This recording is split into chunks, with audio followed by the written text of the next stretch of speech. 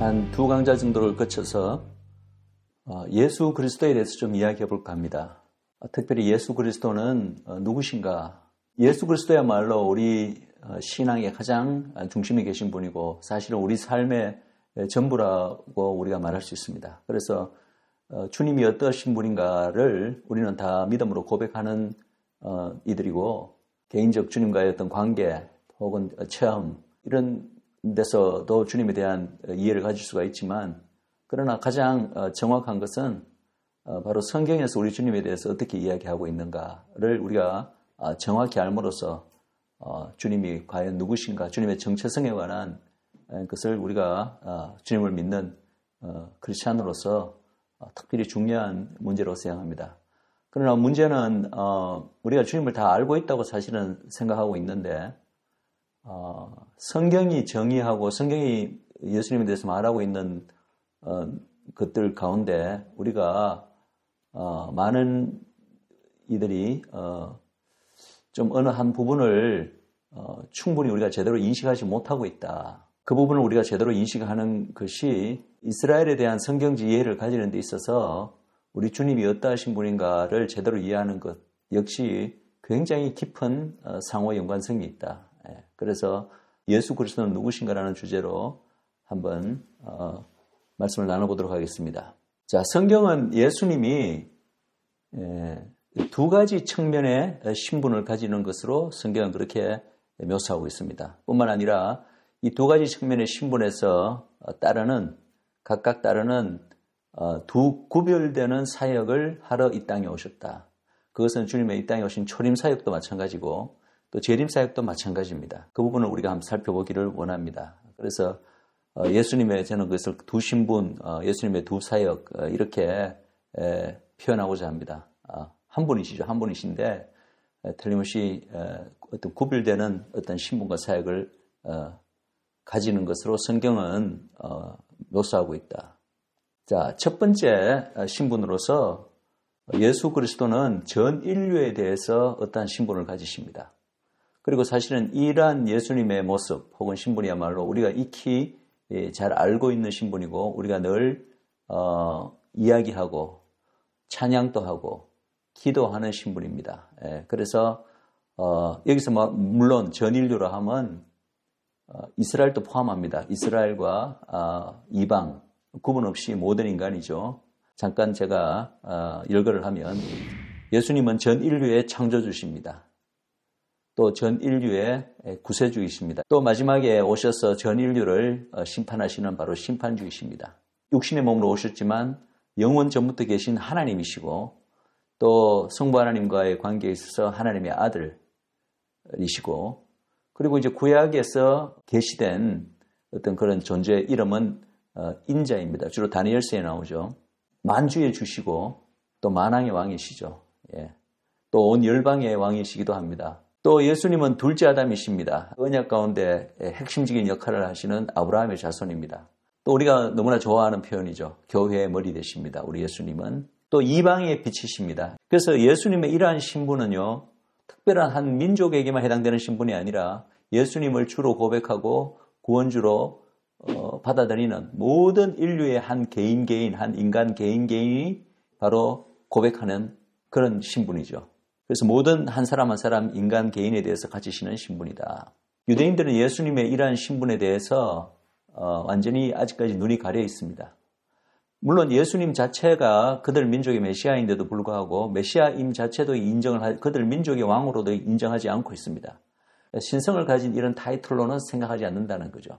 구약 때부터 가져오던 그들의 기다려왔던 메시아 상에는 이 메시아가 왠지 신성을 가진 존재일 것이라는 일부 유대인들의 어떤 그 랍비들의 생각이 이미 있기는 있었습니다. 그러나 아직까지도 대다수 유대인들의 생각은 그들의 메시아를 기다리고 있는데 안 왔다고 생각하고 그들이 기다리고 있는 메시아는 다윗의 혈통을 이은 후손으로서 어디까지나 인간이죠. 인간으로서 다윗 왕과 같이 주위의 모든 어떤 그들의 압제에서 그들을 구원해주고 이 이스라엘을 전 열방 가운데 가장 강대한 국가로 영화로운 어떤 존재로 그렇게 올려주실 리 그리고 가장 중요한 역할은 이제 이 이스라엘 민족으로 하여금 그들의 하나님 여호와를 잘 믿도록 이렇게 만들어줄 수 있는 그런 사람 정도로 인정하지 이런 그들이 기다리고 있는 메시아가 신성을 가진 존재다. 이런 데 대한 인식이 없는 거죠. 그런데 성경은 그리스도가 바로 그분과 일찍이 바로 옛날부터 구약 때부터 특별한 언약 관계를 맺어왔던 이스라엘이라는 한 민족에 대해서 어떤 특별한 신분을 가짐을 이야기하고 있습니다. 즉 그 민족에게 장차 오기로 약속되어 온 그 민족적 왕이라는 거죠. 그래서 이스라엘의 민족적 메시아, 그들이 기다리고 있는 메시아 상은 바로 다윗의 계보를 잇는 바로 그들을 다스릴 왕입니다. 그래서 민족적 메시아이자 민족적 왕이라는 신분이라는 거죠. 그럼 이제 중요한 것은 이러한 성경이 말하고 있는 이러한 신분이 구약 시대에만 적용되는 신분인가? 그것이 아니라는 것입니다. 성경은 여전히 예수님이 초림으로 오시기 전에도, 초림으로 오셨을 때에도, 그리고 그 이후에도 바로 이 이스라엘의 민족적 메시아이자 왕이라는 거. 흔히 이제 유대인들의 왕, 우리가 이렇게 통칭하는데 구속사 끝날 때까지 그 신분을 가지시는 것으로 그렇게 성경은 이야기하고 있다는 거죠. 그럼 왜 이렇게 여전히 예수님이 두 가지 신분을 가지셔야 하느냐 하면은 어떤 의미에서 이 이스라엘의 왕이라는 신분, 유대인들의 왕이라는 예수님의 이 신분은 온 열방에 대해서 가지시는 우리가 알고 있는 그리스도의 보편적 신분하고는 그 역할과 그 의미에 있어서 구별되는 역할을 하신다는 거죠. 이스라엘 민족에 대해서 뭔가 특별한 의미를 가지고 실제로 그 역할에서도 좀 구별되는 역할을 하시는 그런 의미로 이야기된다는 거죠.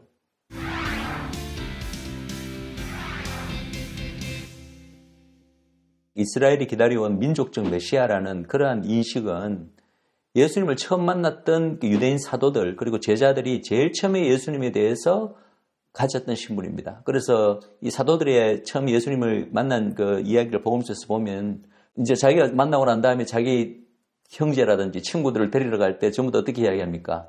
이분이 바로 그분이야, 그분. 그분은 뭐 기다리고 있던 하나님의 아들이다. 이런 개념이 아닙니다. 하나님의 아들은 그들에게는 개념이 없었습니다.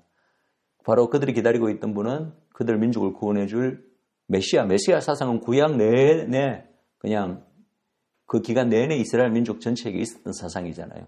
그러니까 바로 그들이 기다려와 있던 그 메시아가 바로 이분이다. 이 예수란 이 젊은 청년이 바로 그 사람이다라고 서로를 소개하고 그렇게 해서 다 예수님 제자들이 된 거 아닙니까?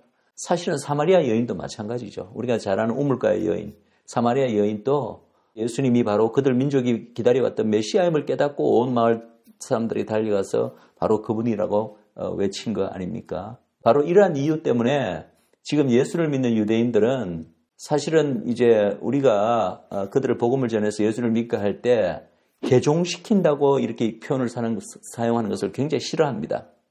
영어로는 conversion이라는 용어를 쓰는데 개종이 아니라는 거예요. 그것은 우리가 이방 크리스찬들이 그런 용어를 써도 맞지 않다고 이야기하고 그리고 실제로 그 예수를 아직 모르고 있는 그 정통 유대교에서는 그들을 완전 이단 무슨 뭐 배교자 이런 식으로 얘기잖아요. 예수 믿는 유대인들을. 그럼 그들이 그렇게 너희들은 왜 이방 종교 유대인이면서 왜 이방 종교를 믿고 있냐라고 이제 그들을 비난하죠. 근데 그것도 말이 안 되고 다 틀렸다는 거죠. 바로 초대 사도들과 제자들이 고백하고 외쳤던 그 고백을 이제 지금 예수 믿는 유대인들이 똑같은 고백을 하는 거죠. 바로 우리 민족이 기다려왔던 그 메시아를 우리는 만났다. 그리고 본래 성경적 정통 유대교는 그 안에 메시아 사상이 이미 성경에 지어졌기 때문에 메시아를 계속 기다리고 앙망하고 고대하는 그것이 바로 유대교의 핵심인데 그 유대교의 핵심인 그 메시아, 진짜 메시아를 만났는 것이 어떻게 이게 유대교에서 뭐 유대교를 배신한 새로운 종교가 될 수가 있느냐. 이것은 오히려 참된 유대교를 발견한 거지. 예. 그러니까 이것은 이방 종교를 믿는 것도 아니요. 따라서 개종이란 표현은 맞지 않다라고 이야기한다는 거죠. 그러나 이러한 이제 예수님의 유대인들의 왕 혹은 이스라엘의 왕이라는 이러한 명칭이 성경에 나오는 건 알면서도 불구하고 이 명칭이 가지는 의미를 우리가 이제 열방교회들은 제대로 인식을 못하고 그걸 인정하기를 좀 싫어하는 것 같아요. 그거 아마 반유대주의의 영향 때문이기도 하겠지만 점점 이제 교회가 이렇게 복음이 전파되고 교회가 이렇게 발전해 나가면서 특별히 초대 교회에서 이제 유대적 히브리적 뿌리가 사라지고 이 교회가 이제 점점 좀 헬라화 되어가는 과정에서 예수님의 이러한 유대인들의 왕, 그들의 민족적 메시아로서의 신분은 어느덧 점차적으로 교회 내에서 퇴색하고 잊혀지게 됩니다. 지금 우리의 신앙 생활을 한번 돌이켜 보십시오. 우리가 기도를 할 때나 혹은 찬양을 부를 때나 무엇을 할 때든지 우리가 예수님을 늘 이름을 부르고 예수님을 찬송하고 하지만 그 우리가 부르는 예수님의 찬송 가운데 예수님과 이스라엘과의 관계에서 오는 이런 이야기들, 이런 호칭, 예수님은 유대인들의 왕이시고 이스라엘의 왕이시고 이런 얘기를 잘 우리가 기도에서 이야기합니까? 잘 안 하잖아요. 사용 안 한다는 거죠. 그만큼 이런 표현이 성경은 분명히 이야기하고 있는데 그것이 가지는 어떤 중요성이라는 그 의미가 많이 약화되어 있다. 그래서 이미 지난 시간에 그 새언약의 중보라는 그 강의에서도 제가 말씀드렸지만 예수님이 이 땅에 오신 초림으로 오신 그 가장 중요한 목적 바로 십자가 사역이시잖아요. 그 십자가 사역, 즉 그분의 이 땅에 오신 탄생부터 시작해서 십자가에서의 죽으심 그리고 부활하신 사건까지 이 모든 것들은 그분의 이러한 사역에 우리가 두는 어떤 의미들이 있잖아요. 우리가 이미 알고 있는 그 의미들 외에 우리 이방 교회들에게는 가지지 않는 좀 특별하고 색다른 의미를 이스라엘 민족에게 대해서는 또 가진다는 거죠. 그 똑같은 예수님의 십자가 죽으심과 부활과 탄생이.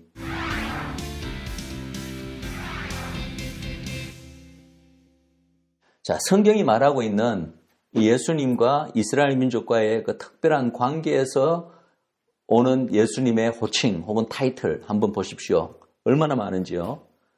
자, 예수님은 성경에서 이스라엘의 구속자라고 부르십니다. 그 제가 많은 구약 때부터 신약까지 망라하는 타이틀입니다. 이스라엘, 예수님 말하는 이스라엘을 그냥 교회로 생각하시면 안 됩니다. 1차적인 의미는 바로 이스라엘 민족을 말하는 것이기 때문에 이것을 굳이 이스라엘이라는 단어를 교회라고 거기다가 교회라는 단어로 바꾸어서 읽으시거나 바꿔서 해석하려고 하는 우리 어떤 본능적인 습관인데요. 그것이 오랫동안 교회 생활을 하면서 그런 것을 한 번은 이제 내려놓으시고 성경에서 이스라엘을 읽으실 때마다 바로 이스라엘 그 민족에 대해서 1차적으로 주시는 말씀으로 약속으로 그렇게 읽으시면 되겠습니다. 그래서 이 이스라엘의 구속자, 바로 이스라엘 민족을 구속하실 분이라는 거죠. 그런데 구약에만 그렇게 오신 것이 아니라 이게 만약에 구약에만 있다면 이스라엘의 구속자로 예수님께서 탄생하셨는데 이스라엘 민족이 거부했잖아요. 초림으로. 그러면 이거는 구속자로 약속은 되었으나 구약 때 그러나 이게 이제는 더 이상 아니다 이스라엘 민족에 이렇게 우리가 생각할 수도 있겠지만 그러나 이 명칭은 누가복음 1장과 2장 아기 예수가 태어났을 때부터 이미 그렇게 이 명칭으로 불러집니다. 그 다음에 이스라엘의 왕으로 불리십니다.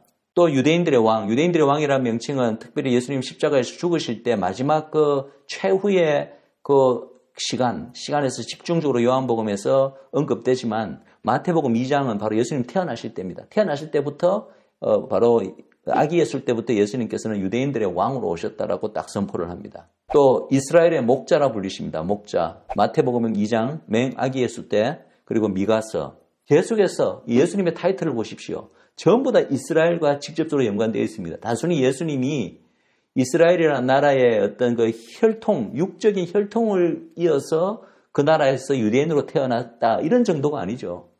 예수님을 가르치는 그분의 모든 사역과 그분의 어떤 정체성과 그것을 의미하는 것이 바로 타이틀인데 그 타이틀 안에 계속해서 이스라엘과 연관된 이 호칭이 들어간다는 거예요. 사도행전에서는 예수님을 가리켜 이스라엘의 소망이라고 부르고 있고 더더구나 구약 때부터 우리에게 익숙한 명칭이 있습니다. 이스라엘의 반석이십니다. 이스라엘의 반석. 누가복음 1장에서는 예수님을 가리켜 야곱의 집의 왕이라고 부릅니다. 맹 이스라엘이죠. 누가복음 1장에서는 다윗의 보좌에 앉으리다. 다윗의 보좌는 뭡니까? 바로 이스라엘에게 약속된 다윗의 언약에 나오는 인데 결과적으로는 전 인류를 다스리게 되겠죠. 다윗의 후손이. 그러나 1차적으로는 그 다윗의 집 그리고 이스라엘의 12지파를 다스릴 분이라는 거죠. 그것이 예수님입니다. 자, 가장 중요한 것은 바로 예수님의 이름입니다. 예수란 이름은 히브리 말로 예슈아. 그 이름이 가지는 뜻을 마태복음 이렇게 이야기합니다. 천사가 준 이름이잖아요. 이렇게 이름을 지으라고? 이 이름에 담긴 뜻이 뭡니까? 자기 백성을 죄에서 구원하리라는 뜻입니다. 그럼 우리는 이제 지금까지는 이 자기 백성을 그냥 내가 예수님 믿고 내가 구원받았으니까 이 자기 백성 안에는 나도 포함되고 우리 모든 열방의 모든 이방 크리스찬들이 다 이제는 하나님의 백성 되었으니까 그런 의미다라고만 쉽게 생각합니다. 물론 그 말도 맞는 이야기죠. 그러나 이 구약적 배경에서 주님께서 오셨을 때 특별히 자기 백성을이라고 일컬었을 때는 이 자기 백성은 1차적으로는 이스라엘 백성을 가리킵니다. 예수님의 이름 자체가 바로 자기 백성 이스라엘을 죄에서 구원할 이라는 명칭인 거예요. 근데 그 민족이 초림으로 오신 그 예수님을 그들의 메시아로 알아보지 못하고 거부했다고 해서 이것이 바뀌나요? 예수님의 이름 자체가 바뀌나요? 이 이름은 예수님 끝까지 갖고 가시는 이름이잖아요. 신약 시대도 여전히. 그만큼 이 예수님의 이름 안에 벌써 자기 백성 이스라엘을 죄에서 구원하리라는 뜻이 그 안에 들어있다는 것이 이스라엘의 구원이 얼마나 하나님께 있어서 이것이 너무나 중요한 일인가를 이건 하나만 봐도 우리가 알 수가 있습니다. 사실은 우리는 그런 인식을 못하지만 우리가 예수님의 이름을 얼마나 많이 부릅니까? 하루에도 몇 번씩 기도할 때마다 예수님의 이름을 부르고 우리가 찬양할 때마다 예수님의 이름을 부르잖아요. 그러면 우리도 모르게 우리는 그것을 인식하지 못하지만 우리가 예수라는 이름을 한번 부를 때마다 우리는 뭐라고 외치고 있는지 아십니까? 자기 백성 이스라엘을 죄에서 구원하리여. 자기 백성 이스라엘을 죄에서 구원하리여. 이렇게 외치고 있는 거예요, 사실은. 우리는 그것을 인식도 못하고 있지만 그것이 예수라는 이름의 뜻입니다. 다윗의 자손. 우리가 아까 예수님의 온 열방에 대해서 가지는 신분 이야기할 때 그때 아브라함의 자손이라는 신분을 언급했습니다. 그런데 이 두 신분이 동시에 언급된 게 바로 마태복음 1장 예수님의 족보잖아요. 제일 첫 구절이 뭐죠? 아브라함의 자손, 다윗의 자손, 예수의 족보라 이렇게 돼 있죠. 아브라함의 자손이 가지는 의미는 바로 온 인류에 대한 그 아브라함의 언약을 이루실 그 궁극적인 후손이라는 의미로 그 전 인류에 대한 신분인데 다윗의 자손은요. 아까도 제가 말씀드렸지만 바로 다윗의 언약에서 약속된 궁극적인 그 언약을 이루실 분이라는 뜻이고 바로 이스라엘에게 약속된 이스라엘의 민족적 메시아에 대한 언약이잖아요. 예수님 공생의 기간 동안에도 우리가 복음서를 읽어보면 그 당시 유대인들이 예수님을 가리켜 계속해서 다윗의 자손이여 주로 뭐 병자들이죠. 나를 불쌍히 여기소서. 그렇게 부르는 것은 바로 이분이 그 예언되어 온 다윗의 언약에서 예언되어 온 그들 민족을 구원해 줄 민족적 메시아라는 것을 인정했다는 거죠. 알아봤다는 거죠. 그래서 다윗의 자손은 그런 맥락입니다. 이스라엘과의 이 연관성에서 오는 예수님의 이 어떤 아이덴티티 정체성이 구약으로서 그리고 이스라엘이 예수님을 거부하는 사건으로 끝이 나지 않았다는 증거는요. 계시록에서도 확인할 수가 있습니다. 계시록이 어떤 책입니까? 바로 우리가 신학자들 여러 가지 논란이 있지만 우리가 보통 알기로 인류의 구속사가 끝날 때 그 마지막 그 어떤 천상의 어떤 환상을 이 사도 요한이 보고 기록한 것이 이 계시록인데 인류 역사가 끝날 때까지도 예수님을 어떻게 부르고 있냐면은 다윗의 뿌리고 유다 지파의 사자라가 이겼기 때문에 이 인을 뜰 자격이 있다. 인을 떼기에 합당하다. 이렇게 된다고요. 그러니까 이 예수님이 유대 이스라엘 민족과의 관계에서 오는 이러한 그 명칭, 이 타이틀이 얼마나 이 하나님께는 이 구속사에서는 이 중요하게 인식되고 있다는 것을 우리가 이거 하나만 봐도 알 수가 있습니다. 그리고 로마서 15장 8절에는 예수님께서는 여자에게서 나시고 할례의 수종자로 이 땅에 오셨다. 할례는 바로 유대민족을 나타내는 하나의 상징이잖아요. 그것의 수종자로 오셨다. 섬기기 위해서 오셨다. 이렇게 표현하고 있다는 거죠. 그리고 이사야서 42장에서는 바로 백성의 언약이다. 이때 이사야에서 말하는 백성은 바로 이스라엘 백성을 가리킵니다. 이스라엘 백성에게 하나님께서 주신 그 언약을 완수하러 이 땅에 오셨다는 거거든요. 그들의 왕으로서. 그래서 이스라엘 민족에 대해서 가지는 신분이십니다. 뿐만 아니라 예수님은 우리 알다시피 하나님이시고 바로 신성을 가지신 영원전부터 계신 분이기 때문에 우리가 구약에서 여호와 하나님이라고 부를 때 이 여호와 하나님, 여호와라는 명칭 안에는 성부, 성자, 성령, 우리 삼위 하나님이 다 통칭하는 개념이 바로 여호와 하나님입니다. 그래서 예수님은 또 실제로 창조 사역에 참여하실 뿐만 아니라 골로새서에서는 이 만물의 창조 자체가 바로 이 성자 하나님으로 말미암아 그분을 위하여 그분에 의해서 이루어진 것으로 분명히 선포하고 있습니다. 그래서 예수님은 이스라엘의 창조자라고도 부르고 이스라엘의 거룩한 자요, 야곱의 전능한 자요, 이스라엘의 하나님이라고 또 부르고 있고요. 아브라함과 이삭, 야곱의 하나님, 여호와 하나님이잖아요. 예수님도 아브라함과 이삭과 야곱의 하나님이시죠. 당연히 여호와 하나님이시기 때문에. 이러한 명칭들, 이러한 신분들이 성경에는 압도적으로 우리가 물론 뭐 더 언급이 많이 된다고 그것이 더 신분이 더 중요하다 이렇게 말할 수는 없겠죠. 그러나 뭐 예를 들어서 언급된 어떤 횟수, 비율로 우리가 뭐 만약에 단순 비교를 한다면 우리가 그동안 익히 알고 있는 예수님의 전 인류에 대해서 가지시는 그런 보편적 신분, 다 성경에 나오는 말이고 그것도 영원한 진리가 맞지만은 그러나 성경에서는 이스라엘과 관련된 예수님의 어떤 그 신분에 해당되는 이런 호칭, 명칭들이 더 압도적으로 많이 나온다는 거죠. 그렇다면 우리가 하나 물어야 될 것은 압도적으로 많이 나온다고 해서 이게 더 중요하다는 수는 없지만은 그러나 그만큼 최소한도 이것이 하나님께는 중요하다는 의미가 있다는 거죠. 그런데 문제는 우리 교회가 이러한 신분에 대해서는 별로 생각을 하지 않고 그리고 그 이유는 제가 조금 전에도 말씀드렸지만 이 모든 이스라엘과 연관된 이스라엘이라는 단어가 예수님의 타이틀 안에 나타날 때마다 우리는 본능적으로 어떻게 한다고요? 그 이스라엘은 바로 나다. 우리 교회다. 이렇게 치환해서 그냥 그 단어, 그 호칭을 받아들이고 보니까 교회에 관련된 어떤 명칭으로 그렇게 여겨버리는 그런 문제가 있다는 것입니다.